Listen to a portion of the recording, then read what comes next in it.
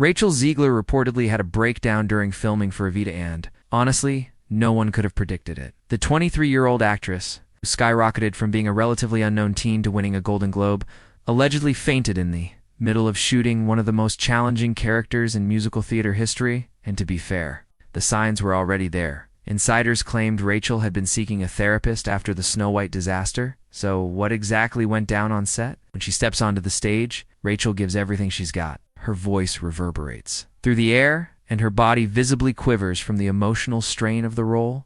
Her vocals are both enchanting and commanding. But then everything changed. What began as a strong, confident performance ended with Rachel leaving the set in tears. On the final day of filming Snow White, she completely broke down and walked away from the scene. What could have caused such a meltdown? Who's truly responsible for all this turmoil? To do what we do and to make movies, but I love it so much because I get to see you guys. And I'm really, really thankful that so many of you have been with us for 3 summers, and if you were here for 2 or just back for this one, you're part of such an important family to me. And this has been such a hard, wonderful journey, and I'm so thankful to have been on it with you all. So thank you.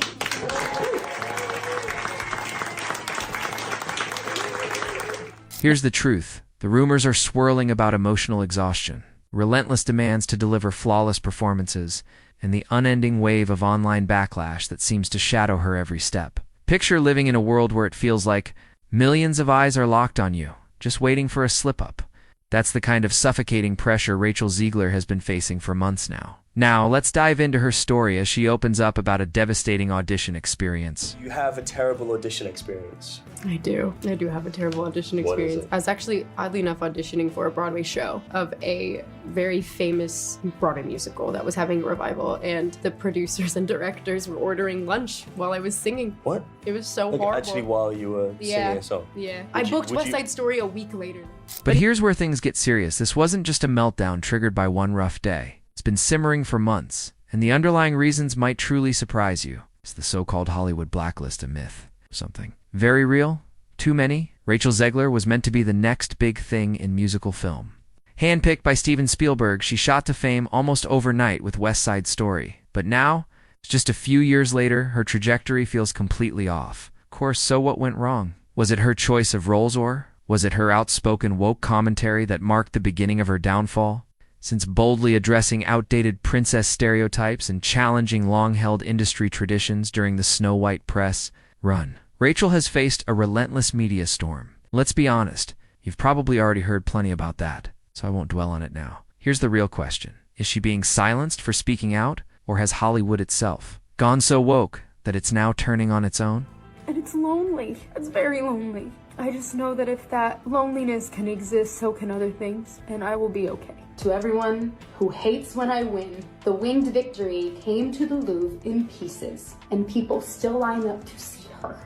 And I can only hope that despite my flaws, and despite my cracks and my breaks, and there are many of them, she's a good actress, that at every premiere and everything I do, people will wait in line to see. We all remember the Hollywood writer strikes last year, when tensions ran high between creatives and the industry, especially with the SAG-AFTRA protests. Rachel Zegler didn't stay silent. She joined the fight, raising her voice on critical issues like unequal pay and the lack of diversity in the entertainment world. But speaking her truth came at a cost. It made her a target. Now, let's take a closer look. I never want it to come off as me being ungrateful for the opportunities I have. I can also be having the greatest time and simultaneously wishing people would stop sending me death threats. In Hollywood, women face a harsh double standard if they speak out. They're labeled difficult, and if they stay silent, they're seen as weak or indifferent. And for women of color, the burden is even heavier. When Christian Bale has a meltdown, it's chalked up to method acting. Meanwhile, a tweet with over 200,000 views asks the real question: what exactly did Rachel Zegler do to deserve the hate and death threats? Why are outspoken women of color always painted as villains? Now watch the viral clip of Zegler passionately defending her modern take on Snow White, and then dive into the comment section. Are these critiques truly constructive, or are they dripping with gendered hostility? One tweet that's now been seen by over 4 million people puts it bluntly: you asked for authenticity. She gave it to you, and now you're punishing her for not being fake enough on the red carpet. Then came the disaster in London. Let's be honest, her stage flop wasn't just an off night. It was a brutal industry reckoning, delivered in the form of empty theater seats and awkward silence. Rachel Zegler has become the Hollywood cautionary tale no one saw coming but everyone's paying attention to. After West Side Story, studios went all in, treating her like Disney's next crown jewel. But there was one major problem: the public never got the memo. Snow White crashing harder than a forgotten science fair project, and theater tickets collecting dust like outdated playlists. And the message rings loud and clear. Fans are done with lectures. They want storytelling. With heart-not Hollywood sermons in disguise. Sounds like you're one of the only ones there, just like Rachel Zegler, as it turns out, and we part with this video of Rachel Zegler alone in a theater watching herself.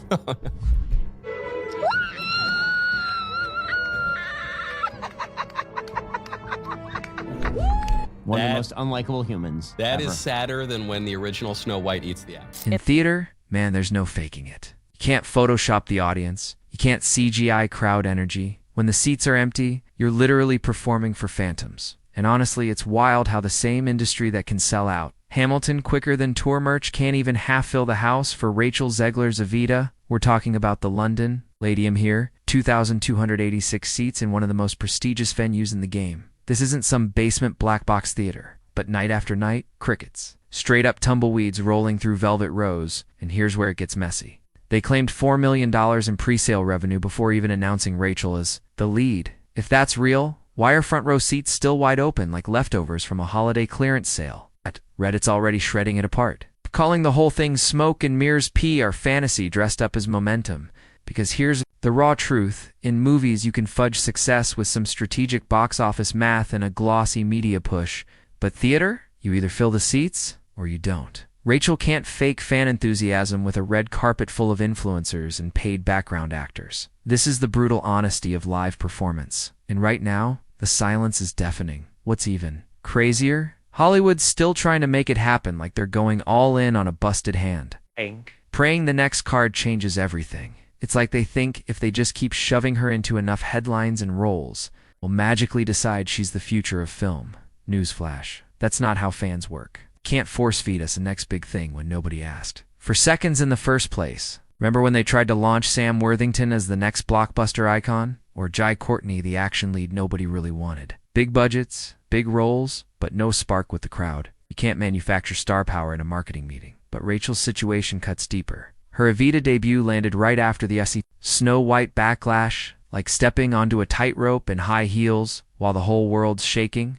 Yeah, her Romeo plus Juliet run reportedly did decent numbers, but that was before she became the poster girl for studio drama and press tour controversy. Now, when people see Rachel Zegler's name on a marquee, they're not thinking star power. They're thinking, ooh, another lecture disguised as entertainment. And to be clear, Rachel's got talent. The girl can sing. She's got range.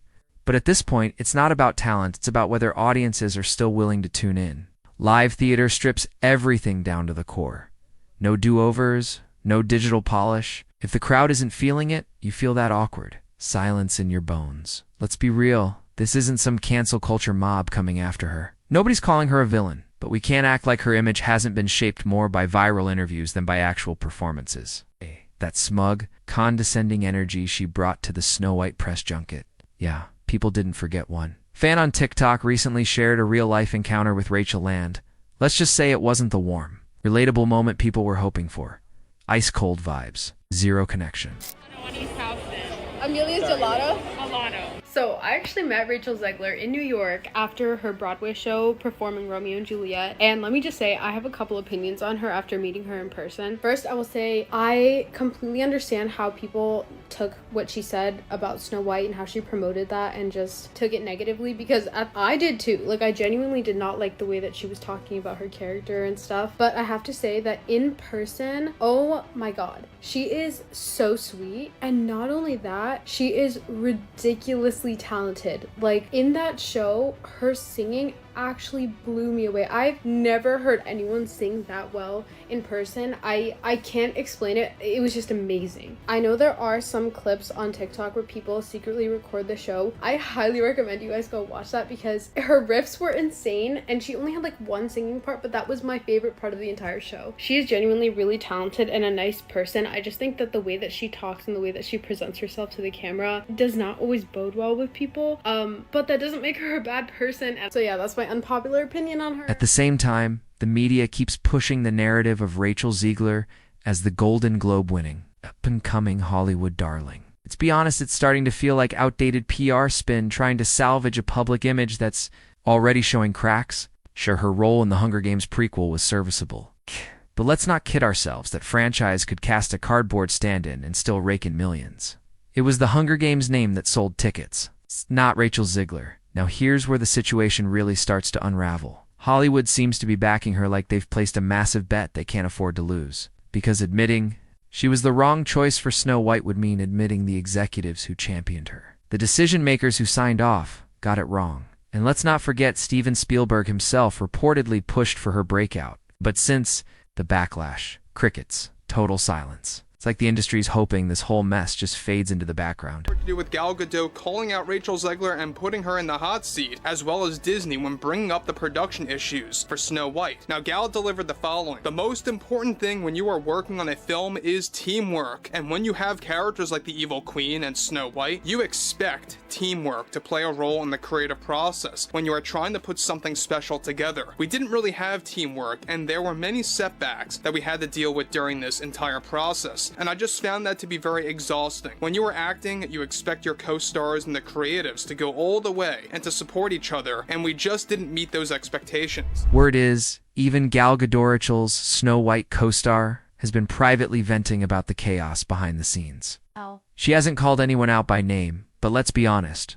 who else would she be talking about? And that's the heart of the issue. Rachel Zegler might have the voice, might have the look, but she's missing the most essential ingredient in Hollywood: the ability to connect. You've got to earn the public's trust, not just expect it. You can't walk onto the scene swinging at beloved classics, calling fan favorites weird, and still expect audiences to be loyal. That's why her rise feels artificial, like a studio manufactured product being forced on us instead of a star who built her following organically. And here's the truly unfortunate part: she's not going down alone. It's every actor, every crew member who poured their heart into Snow White is now watching their work get buried under the fallout of one person's public missteps. It's not just a bad press cycle, it's collateral damage. Studios aren't pulling the plug with headlines or statements. They're doing what Hollywood does best: the quiet fade. No big exits, just disappearing roles and pending projects that never move forward. One moment, you're the face of Disney's future. The next, your name's missing from every major casting shortlist. Rachel might still make red carpet appearances, might smile for cameras, but behind the scenes, the momentum is gone. Machine has hit pause. Bottom line, Rachel Zegler's career isn't over, but it's definitely on life support. Not because she lacks talent, but because she forgot the golden rule of showbiz. The audience chooses who makes it, not executives, not publicists, the fans. Hollywood tried to fast-track her to icon status, handed her the awards, the starring roles, the high-profile press, but skipped the crucial step: actually building a bond with the people watching. And now, we're watching the backlash unfold in real time.